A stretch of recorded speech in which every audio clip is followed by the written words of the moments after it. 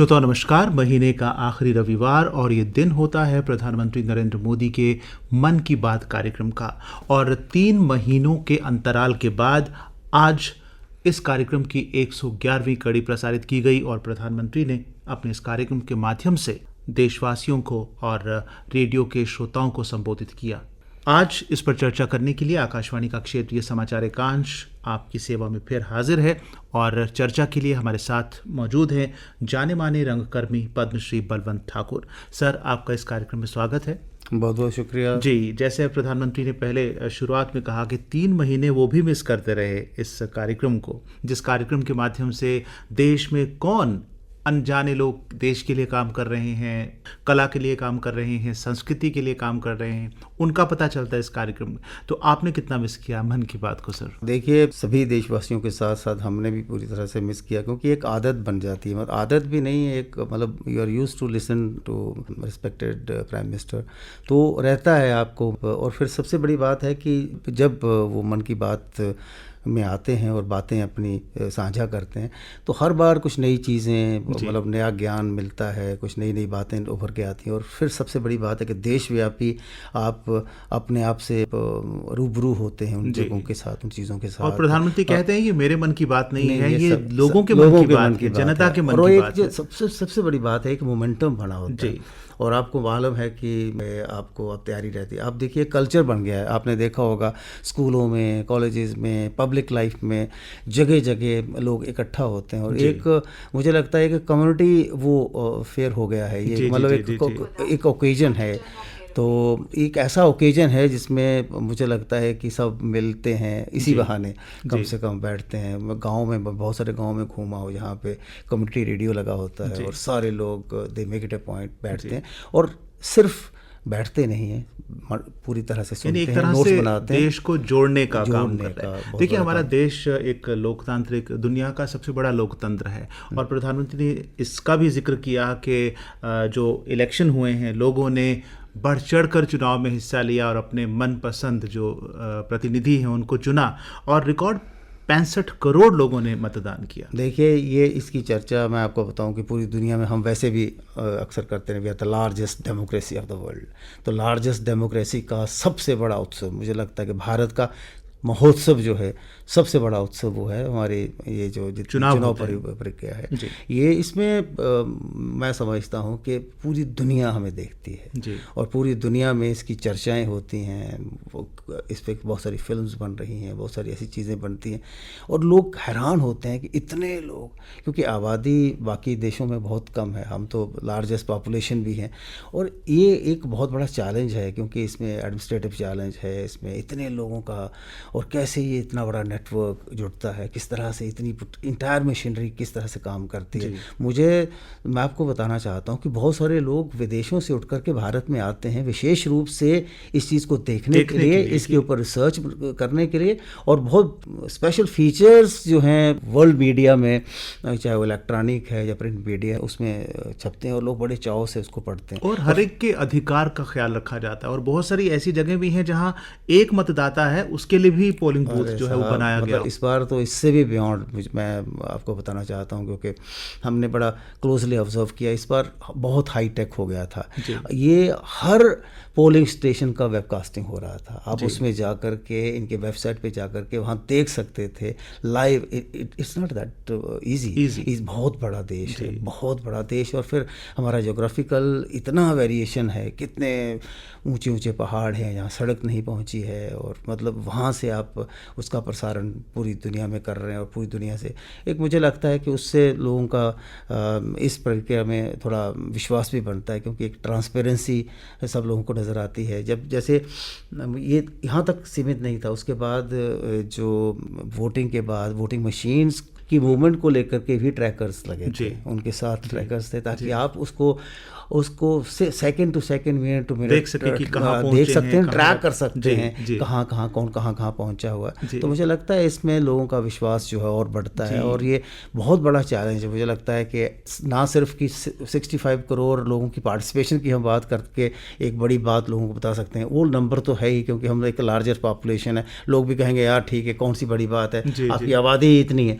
लेकिन the way the things are being handled, ये बहुत बड़ी बात है। उसकी चर्चा, मैं जो कि मेरा संपर्क पूरी दुनिया के बहुत सारे लोगों के साथ है, वो इस चीज़ को अप्रिशिएट करते हैं। तो एडमिनिस्ट्रेटिव चैलेंज जो है उसका, इस बड़ी चीज़ को कर पाना और बड़ा स्मूथली करना, आपने देखा होगा कोई ऐसा इंसिडेंट आपको नज़र नहीं आया, जी।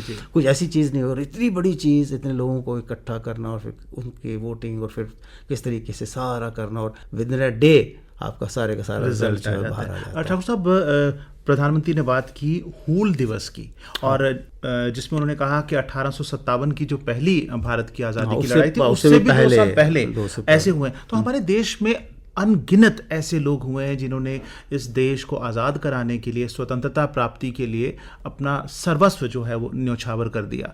और ये कार्यक्रम बड़ा अच्छा माध्यम है कि जिनका कभी नाम भी नहीं सुना होता, उनके बारे में हमें जानने को मिलता है। क्यों मन की बात जो है बहुत ज़्यादा मतलब इसके श्रोताओं की गिनती दिन दिन बढ़ती जा रही है।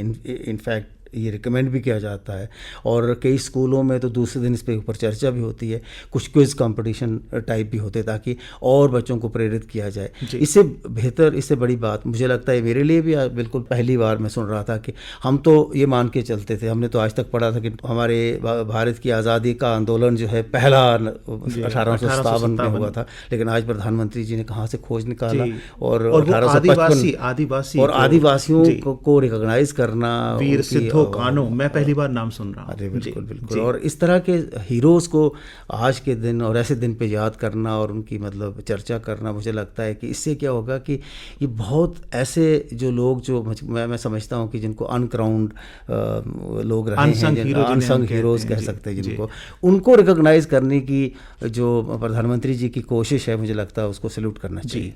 एक पेड़ माँ के नाम, ये जो अभियान शुरू किया गया है, और उन्होंने बहुत चर्चा में, आप सोशल मीडिया में देखिए हर जगह, मुझे लगता है कोई ऐसा व्यक्ति नहीं है जो अपनी फ़ोटो जो है, मैं देख रहा हूँ इन दिनों, पिछले कुछ दिनों से लगातार आपको सोशल मीडिया पे फ़ोटो देखिए एक पेड़ माँ के नाम। और देखिए बात क्या है, बेसिक भावना जो है वो प्रकृति के प्रति और पेड़ पौधों के प्रति। माँ, देखिए सिंबॉलिक, आपकी धरती माँ तो माँ है, जी। हमें पहली माँ तो वो है जी। और तो किस तरह से ये मुझे लगता है कि पर्यावरण जो टोटल हम लोग कह सकते हैं कि एनवायरमेंटल अवेयरनेस को लेकर के ऐसी चीज़ें मुझे लगता है ये लोगों को बांधेंगी, और बहुत बड़ा एक नया रेवोल्यूशन, मुझे लगता है ग्रीन रेवोल्यूशन आ भी सकता है। और हमें इस तरह के एक्सपेरिमेंट जो हैं, प्रयोग जो हैं, ज़रूर करने चाहिए। उन्होंने जिक्र किया करथुम्बी छाता, हाँ, वो केरला के अट्टापट्टी रंग में जो बिरंगा तैयार एक किया जाता छाता होता है, और जिसको ऐसा सबसे बड़ी बात है, ये वहाँ की जो आदिवासी महिलाएं हैं वो उन्हें बनाती हैं, और ऑनलाइन मतलब अब उन्होंने इतना हाईटेक कर दिया है कि पूरी दुनिया में उसकी डिमांड है, और जगह जगह से उस छाते को जो है। और इनफैक्ट मैंने मतलब इस जगह को विज़िट भी किया है recently. I was in Kerala, और केरल में बारिश बहुत होती है जी। आप कोई भी व्यक्ति जो है घर से जब निकलता है केरल में, तो छाते, मतलब उसके पास और कुछ हो ना हो, लेकिन छाता आपका साथ में होना चाहिए। छाता लार्जली कंज्यूम होता है वहाँ पे, उसको इस्तेमाल किया जाता है। और आप कई बार जब बारिश होती है तो आप ये दृश्य देखने वाला होता है कि रंग बिरंगे छाते लेकर के जब एकदम से पूरे का पूरे जो बाज़ार हैं, सड़कें जब भरी होती हैं, वो एक ख़ास बात है। और देखिए फिर मैं वही बात ले जाऊंगा कि किस तरह से इन चीज़ों को जब रिकॉग्नाइज़ किया जाता है तो कई इस लोग जो कि इस तरह की मूवमेंट के साथ जुड़े हुए हैं उनको एक नया उत्साह मिलता है। सिर्फ केरला की उस आदिवासी महिलाओं की बात नहीं हो रही है, पूरे देश की बात हो रही है, और कहीं कहीं और भी लोग इस तरह का काम कर रहे होंगे, वो और भी उत्साहित होंगे। जी ठाकुर साहब, प्रधानमंत्री ने जिक्र किया खेलों का, और उनके जिक्र से पहले मैं आपको मुबारकबाद देना चाहता हूँ जो रात को हमने मैच दिया, विश्व कप जो जीता, और जितनी मेहनत से। एक मौका ऐसा था कि हम सोच रहे थे कि मैच जो है हाथ से निकल गया, लेकिन फिर भी कहते हैं ना, जब हम ठान लेते हैं और हिम्मत नहीं हारते तो वो कुछ भी हम करने की मुझे लगता है कि इस टीम की कंसिस्टेंसी को सलाम है। ये लोग किस तरह से, एक समय यूँ लग रहा था जब जैसे छक्के पे छक्के आने लगे, और लेकिन उन्होंने हिम्मत नहीं हारी, और हर तरह से। और कुछ ऐसी चीज़ें हुई हैं, मैं आज सुबह जब सोशल मीडिया पे देख रहा था, वो एक जो कैच जिसने सारा टर्न किया था पूरा, उसको बार बार दिखाया जा रहा है, और क्या किस तरह से पूरे भारत में। और मुझे लगता है कि ये फिर से जम्मू में तो फिर से दिवाली बनाई गई कल जी जी कल जी, रात को। और सुबह जब अमरनाथ यात्री निकले पहलगाम के लिए और बालटाल के लिए, तो वो बम बम बोले के साथ साथ चक दे इंडिया के नारे लगा रहे थे, और बड़ा अच्छा ये नेशनल और खेलें जोड़ती हैं देश को, अपनेपन की भावना, एकता को मजबूती देती हैं। और प्रधानमंत्री ने आज जैसे आप जिक्र किया कि आने वाले जो पेरिस ओलंपिक्स हैं उनके लिए शुभकामनाएं देते हुए उन्होंने हैशटैग चीयर फॉर भारत ये करने, ये भी भारत के, और उन्होंने साथ साथ में हमारी जो अकम्पलिशमेंट्स हुए हैं जापान में, मतलब टोक्यो ओलंपिक्स में जो हमने मतलब एक मतलब हर ओलंपिक्स में आप देखें हम लोग अपग्रेड कर रहे हैं अपने आप को, हमारा नंबर ऑफ मेडल्स जो है, और ऐसी स्पर्धाएं जिनमें हम नहीं जाते थे उनमें हम, घुड़सवारी में हम जा रहे हैं, बिल्कुल जेवलिन थ्रो में हम जा रहे हैं। तो ये सारी चीज़ें ऐसी हैं जो प्रोत्साहन मिलता है, ऐसा माहौल मिलता है खेलने का, तो प्रतिभा निखारने का मौका मिलता है। ठाकुर साहब, आप भारत के सांस्कृतिक राजदूत रहे हैं, बहुत कल्चरल एम्बेसडर जिसे हम कहते हैं, आप साउथ अफ्रीका में रहे हैं, मॉरिशस में रहे हैं, तो आज प्रधानमंत्री ने बहुत सारी बातें की भारत की भाषाओं को लेकर, यहाँ की कला को लेकर, यहाँ की संस्कृति को लेकर। जैसे उन्होंने एक रेडियो क्लिप भी कुवैत रेडियो से सुनवाया जहाँ पर हिंदी का प्रोग्राम हर हफ्ते होता है। भारत की कला संस्कृति आपने देखी दूसरे देशों में जाकर एक एम्बेसडर के रूप में।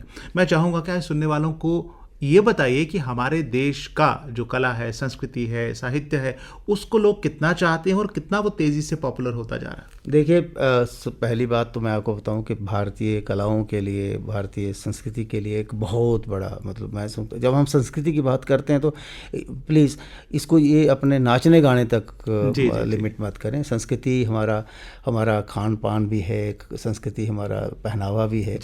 उसमें जैसे हम लोग विदेशों में एक कोशिश है दो देशों को like connecting Nations through culture initiative. हम कोशिश क्या करते हैं, सबसे पहली चीज़ जो हम दूसरे देश में जाके करते हैं, कल्चरली हम कनेक्ट करने की कोशिश करते हैं। हाँ, हमारे पास शेयर्ड हिस्ट्री है, शेयर्ड कल्चर है पूरी दुनिया के साथ, तो वो जो हमारी कोशिशें होती हैं, होती रही हैं आज तक, उसमें ये चीज़ है। मैं आपको एक और चीज़ बताऊं कि मैंने जितने भी इनिशिएटिव्स किए उसमें जब हम लोग इंडियन फैशन को प्रमोट करने की कोशिश करते हैं तो इंडियन फैब्रिक और इंडियन फैशन की इतनी मतलब मार धाड़ है। और सबसे बड़ी बात है इंडियन फूड।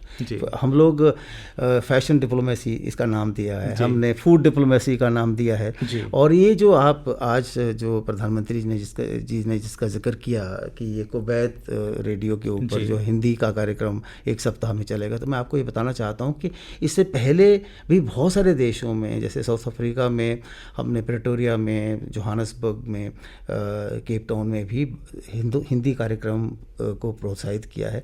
और इनफैक्ट हम खुद जा कर के उन कार्यक्रमों को और अच्छे तरीके से, यहाँ पे मॉरिशस में तुम्हारा फुल फ्लेज चैनल है जो हिंदी के कार्यक्रम जो प्रसारित करता है, मॉरिशस ब्रॉडकास्टिंग कॉरपोरेशन के ऊपर आपको सुनने को मिलता है। तो ये डिप्लोमेसी का एक पार्ट है, it's a part of our diplomacy. तो किस तरह से डिप्लोमेटिक इनिशिएटिव्स से हम लोग बाकी देशों के साथ अपने संबंध और मजबूत कैसे कर पाते हैं। उनमें कल्चर से बड़ी चीज़ कोई नहीं है। एक ज़माना होता था दूसरे देशों को लोग को कैप्चर करने के लिए लोग लड़ाइयाँ करते थे, हाथी घोड़े लेके जाते थे, लेकिन आज समय बदल गया है। आज तो संबंधों को मजबूत करने की बात है, और मजबूत करने के लिए सबसे बड़ा हम कहते हैं ना, वो जो जोड़ने वाला ऐसा ये एक मतलब मात्र तरीका है, इसके बराबर की पकड़ किसी की नहीं है। दिल जीत के या अपनेपन की भावना पैदा करके हम ज़्यादा संगीत द्वारा, अपनी कलाओं के द्वारा जब आप उन तक पहुंचते हैं तो उनमें उनको भी आपके लिए और रिस्पेक्ट बढ़ती रहती है, और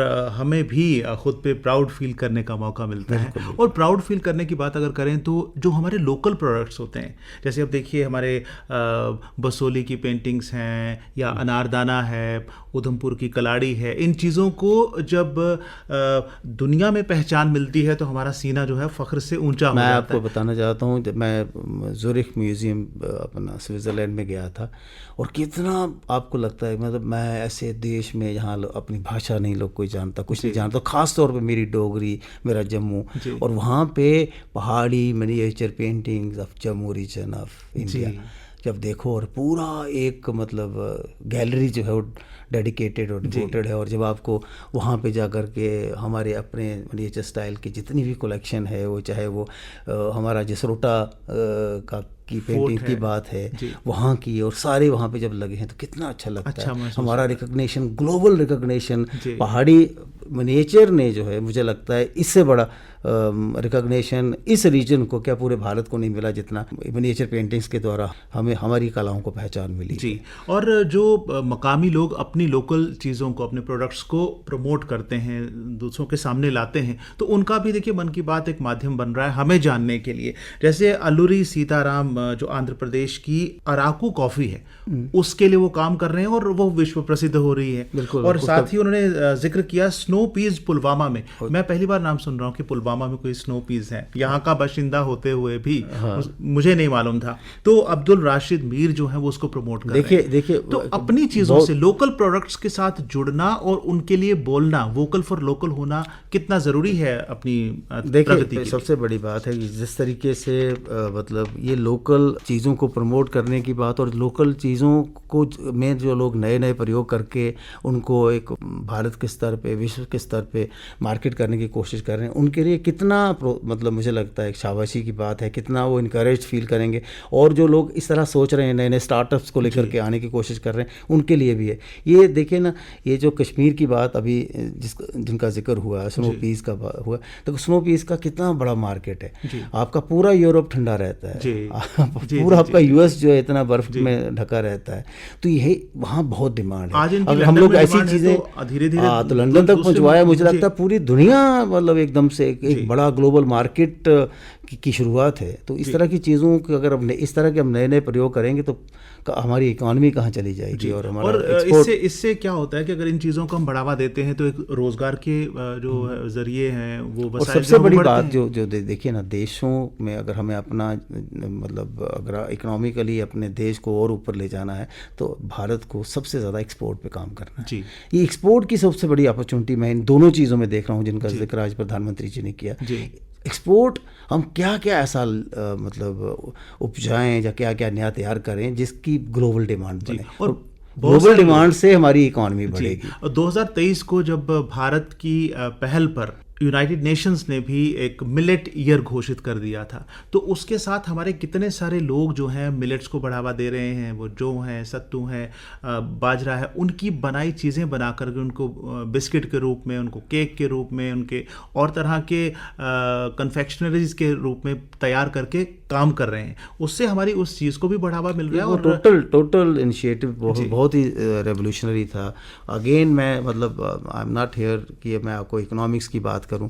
ये वही बात है कि किसी भी देश की तरक्की आंकी जाती है कि आप कितना बाहर से ला रहे हैं और कितना बाहर दे रहे हैं। अगर आप जितना ला रहे हैं उसे डबल अगर बाहर भेजें, जैसे बहुत सारे मुल्क करते हैं, तो देखिए उनकी इकॉनमी और उनकी प्रॉस्पेरिटी कहाँ जाती है। अब जाहिर है हमारे यहाँ हम लोगों को विदेशों से चीज़ें लाने के लिए again we have to like use our that foreign exchange जितना हो सकता है हमारे से। उससे क्या होता है कि हमारी अपनी इकॉनमी बहुत नीचे चली जाती है। और ये जो आप मिलेट्स की बात कर रहे हैं, जो आज प्रधानमंत्री जी ने जिन दो चीज़ों की जिक्र किया, मुझे लगता है कि इस तरह की चर्चाएं और भी बड़ी होनी चाहिए। कॉफ़ी की तो दुनिया भर में डिमांड है, बिल्कुल वर्ल्ड ओवर डिमांड है। तो ऐसी क्यों ना हम लोग लोकल चीज़ें तैयार करें जिससे हम लोग, मुझे लगता है कि पूरे देश का नक्शा वो एक ग्लोबल विलेज बन रहा है, एक पूरा। और हम वैसे भी तो यकीन करते हैं इसी में वसुधैव कुटुंबकम, दुनिया को एक घर मानते हैं। बिल्कुल। तो अपनी चीज़ें घर के सारे कमरों तक नहीं, भारत में मैं ये खुद मानता हूँ कि बहुत स्कोप है हमारे पास, एंडलेस अपॉर्चुनिटीज़ हैं।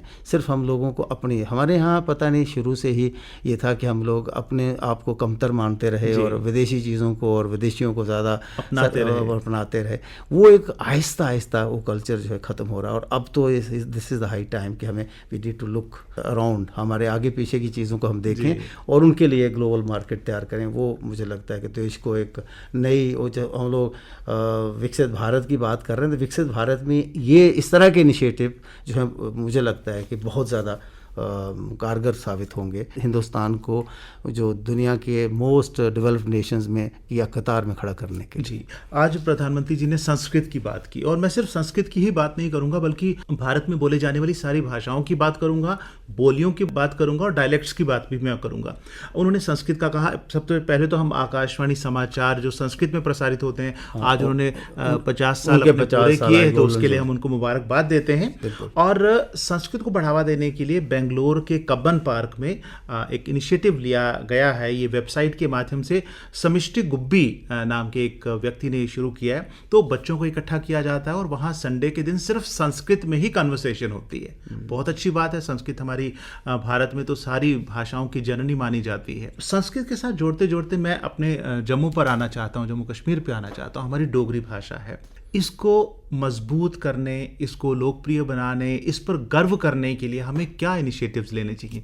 बड़ा अच्छा उदाहरण है, जैसे हमने हफ्ते में एक दिन रखा है संस्कृत बोलने का, तो डोगरी भाषा के लिए क्या किया जाना चाहिए? ये मुझे लगता है कि सबसे बड़ी जो मैंने इतने साल, हालांकि अपना मेरा माध्यम नाटक है, नाटक के माध्यम से डोगरी को प्रमोट करने की जो हमारी तरफ से कोशिश रही वो हमने आज तक की।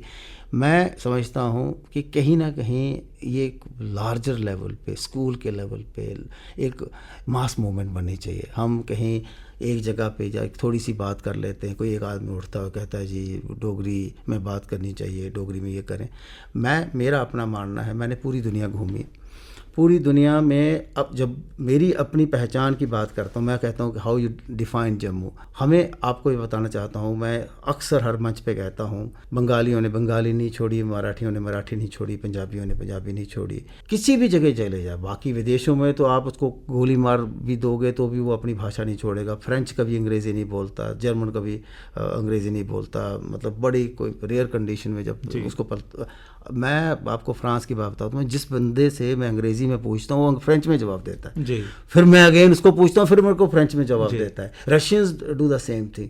ये बीमारी हमारे यहाँ आई, और ये बीमारी बहुत पहले नहीं आई, ये पोस्ट इंडिया इंडिपेंडेंस के पीरियड में कहाँ से, किस तरह से, क्या एक मोटिवेशन चला कि मेरा अपना मानना है कि एक एहसास दिया गया कि जो व्यक्ति डोगरी में बात करेगा वो ग्राई है, हाँ ग्राई है, वो बिल्कुल इंफीरियर है उसको। और जैसे मैं कई बार अपने दोस्त जो ब्यूरोक्रेसी में रहे, जो पावरफुल पोजीशंस पे रहे, उनको मैं कहता रहा प्लीज़ आप ये ज़रूर कोशिश करें कि अपनी भाषा बोलने वाले को इनकरेज करें। इंस्टेड कि ये नहीं है कि अगर मतलब एक आप महफिल में गए या एक बहुत बड़ा जलसा कर रहे हैं, वहाँ पे अगर कोई अंग्रेज़ी में बात कर रहा है, हिंदी में बात कर रहा है, आप उसको सबसे पहले प्रायोरिटी करते हैं। लोग भी तो एक रास्ता देखते हैं, एक फैशन बन जाता है।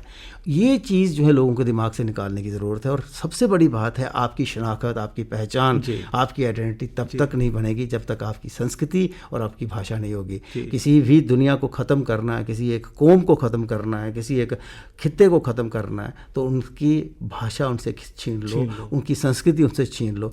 हमारी किसी ने छीनी नहीं, हमने खुद ही छोड़ दी। ये एक बहुत बड़ी ट्रेजेडी मैं समझता हूँ पूरे जो पोस्ट इंडिया इंडिपेंडेंस पीरियड की इस जम्मू खित्ते की है। इस ट्रेजेडी से हम कैसे बाहर आ पाएंगे? जगह जगह आंदोलन के रूप में होना चाहिए। दो लोग बैठ के, मैं और जगमोहन जी बैठ करके चर्चा करेंगे, उससे डोगरी का एक रेवोल्यूशन नहीं आ सकता। मुझे लगता है कि बच्चों के अंदर जो कमतरी का एहसास कूट कूट के भरा हुआ है, वो उससे उनको बाहर निकालने की ज़रूरत है। उनको बताना पड़ेगा कि साहब आपकी भाषा में आपकी पहचान है, आप इसी से जाने जाओगे। अगर देखिए अब तो 8th शेड्यूल में है, आप दुनिया का मतलब भारत का कोई भी एग्ज़ाम देना चाहें, आप ऑप्ट करेंगे मैं जाकर के यूपीएससी का इंटरव्यू जो है मैं डोगरी में दूंगा, तो कोई आपको दबाव नहीं डाल सकता कि आप हिंदी या अंग्रेजी में दें। जब आपको इतनी बड़ी सुविधा मिली है, इतना बड़ा मान सम्मान मिला है सरकारों की तरफ से, मुझे नहीं लगता है कि इतना है जितना एक चीज पब्लिक मूवमेंट बनना जरूरी है। एक चीज हम देखते हैं कि इस तरीके का कोई इनिशिएटिव है तो हम सरकार का मुंह देखते हैं या किसी बड़ी संगठन या ऑर्गेनाइजेशन या संस्था का मुंह देखते हैं। साहब ये कम्युनिटी का काम है, ये हमारा काम है, हमारे लिए हमने करना है। इस समुदाय के सदस्य होने के नाते मेरा फर्ज क्यों नहीं है, आपका फर्ज क्यों नहीं है, हर जन जन का फर्ज क्यों नहीं है कि इसको प्रमोट करें। मैंने 2 साल पहले जो कोशिश की है थोड़ा सा मैं डोगरी को प्रचलित करने के लिए, जो ऑडियो बुक के माध्यम से या कुछ क्विज ऑनलाइन, क्योंकि नई तकनीक का इस्तेमाल करके हम कर सकते हैं। लास्ट ईयर जब डोगरी मान्यता दिवस पर हमने एक क्विज किया, 20 साल पूरे हुए हमें मान्यता हासिल हुए, डोगरी 8 शेड्यूल में आए हुए। तो उस पर मैंने जो लोगों का रेस्पॉन्स देखा, 700-800 लोगों ने वर्ल्ड वाइड उस पर रेस्पॉन्ड किया। मेरे पास अगर यूएई से कोई रेस्पॉन्ड एक करता है तो कितना, बहुत अच्छा ओहायो से, अमेरिका से, कनाडा से, बेंगलोर से कोई डोगरी में जब पार्टिसिपेट करता है तो कितनी खुशी मिलती है। तो हम लेकिन मैं आपको एक और चीज़ अपना जो मेरा बाहर घूमने का बड़ा रहा है, हमारे डोगरे जम्मू में रह करके हिंदी अंग्रेजी में बात करेंगे, जब ये बाहर जाते हैं ना, जब सबको देखते हैं, ये बंगाली तो बंगाली बोल रहा है, ये तो ये बोल रहा है, विदेश में जाके भी जब दूसरा आदमी अपनी भाषा को लेकर के इतना इमोशनल है, इतना मतलब वो है भाई, वो दे फील ऑफेंडेड जी, है ना, उनकी भाषा को लेकर के आप बात करेंगे तब इनको एहसास होता है। हमारे जम्मू के लोग जब आउटसाइड इंडिया जाते हैं, जब आउटसाइड जम्मू कश्मीर जाते हैं, देन दे स्टार्ट रियलाइजिंग। मैंने बहुत सारे लोग विदेशों में मुझे मिले, वो वहाँ पे आपके साथ फिर डोगरी मारा, क्या हाल है, कुत्ते हो जी, तो हो बड़ा ख्याल लग गया तुम मिलिए। मैं कहा यार ये तुसें कि अगर अदू मौका मिलता अदू तो तुसें कदें गल नहीं करनी फिर करने, लेकिन हाउ कम। तो ये एक एहसास मुझे लगता है कि ये we need to expose the younger generation, सभी लोगों को, और वो सब लोगों को बताना पड़ेगा कि ये ऐसा बड़ा बड़ा मतलब एक नुकसान करा करने, we are not doing good to our language, good to our culture जी। और अंत में प्रधानमंत्री ने यात्राओं का जिक्र किया, जैसे जम्मू कश्मीर में तो आज कल अमरनाथ यात्रा चल रही है, और भी बहुत सारी यात्राएं होती हैं इन दिनों में, तो उसके लिए भी शुभकामनाएं दी। तो मैं अपने सुनने वालों को भी आने वाले जो त्यौहार हैं और जो यात्राएं हैं, और ख़ासतौर पर जम्मू कश्मीर में इन दिनों अमरनाथ की यात्रा चल रही है, तो जम्मू कश्मीर के लोग अपना प्यार दुनिया के देश के कोने कोने तक पहुंचाने के लिए अपना योगदान दे सकते हैं यात्रा में सहयोग। मैं आप यात्रा से हटके मैं आज की मन की बात में से ये बताना चाहता हूँ कि इतना बड़ा भारत है, देखिए कितना बड़ा भारत है। प्रधानमंत्री जी के मन में जम्मू कश्मीर जो है बसा हुआ है, मुझे लगता है वो हर बात करते हैं तो कहीं ना कहीं जम्मू कश्मीर पहुंचते, देश के सिर का ताज है। हाँ बिल्कुल। उन्होंने आज पूरी चर्चाओं में 3 बार जिक्र किया। एक बार तो वो क्या ना स्नो पीस की बात हुई, और फिर जब योगा की 10वां साल की बात कर रहे थे, पूरे विश्व में योगा फैला हुआ, और फिर चलते चलते ये बताया कि इस बार मैंने योगा दिवस जो है जम्मू कश्मीर में मनाया है। और फिर जाते जाते जब शुभकामनाएं दे रहे थे सबको, तो अमरनाथ यात्री और अमरनाथ यात्रा के सफल पूर्ण के लिए मतलब बड़ी बड़ी शुभकामनाएं दी। तो मुझे लगता है कि जब जब वो पूरे भारत की तरफ देखते हैं तो कहीं ना कहीं जम्मू कश्मीर उनको सामने नजर आता है। ये उनका बहुत प्यार है, और मैं सभी सुनने वाले और सभी जम्मू कश्मीर वासियों की तरफ से भी उनका धन्यवाद करना चाहूँगा। जी, तो सर आज आप हमारे अनुरोध पर यहाँ पर आए और आज की मन की बात पर चर्चा की, आपका बहुत बहुत शुक्रिया। बहुत बहुत शुक्रिया जी।